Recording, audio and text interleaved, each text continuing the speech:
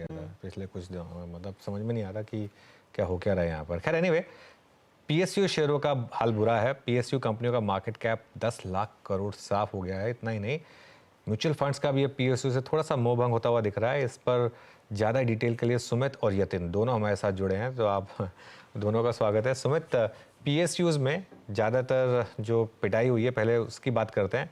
कहाँ कहाँ सबसे ज़्यादा गिरावट आई है?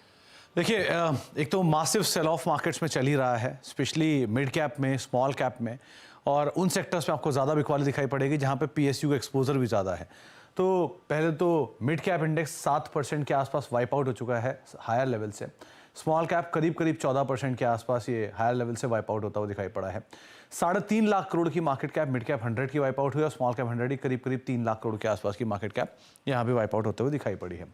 सीपीएससी इंडेक्स करीब 8.5% टूट चुका है और 70 पीएसयूज, जो कि छोटी बड़ी सारी पीएसयूज मिलाकर हैं, उनकी मार्केट कैप करीब 10 लाख करोड़ के आसपास वाइप आउट हो चुकी है अपने हायर लेवल से।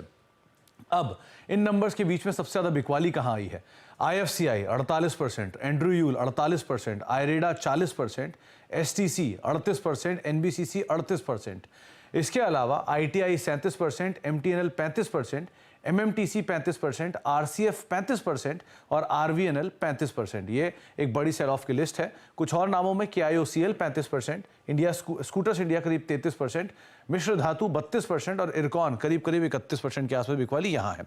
दो ऑब्जर्वेशन इसमें और क्रूशियल है। पहला वो जहाँ पे पब्लिक फ्लोट काफ़ी कम है।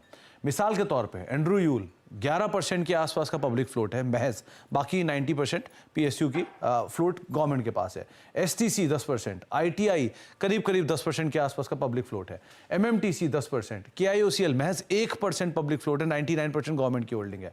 स्कूटर्स इंडिया 6% के आसपास की पब्लिक फ्लोट है। तो ये वो शेयर है जो एक तरफा चले भी थे लो पब्लिक फ्लोट की वजह से, इसलिए बिकवाली। दूसरा ऑब्जर्वेशन, उन शेयरों में जहां रिटेल पार्टिसिपेशन बहुत ज्यादा है वहां पर भी काफी सेल ऑफ आता हुआ दिखाई पड़ा है। मिसाल के तौर पर इरकॉन 22%, पूरी कंपनी की मार्केट कैप का 22% हिस्सा रिटेल के पास है। एनबीसीसी 19% हिस्सा रिटेल पार्टिसिपेशन में है। आयरेडा 15.5% रिटेल पार्टिसिपेशन है।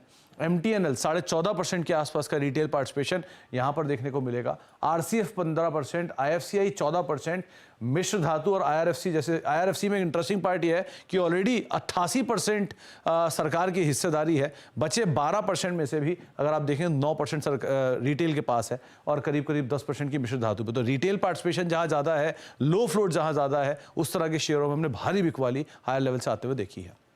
बिल्कुल सुमित,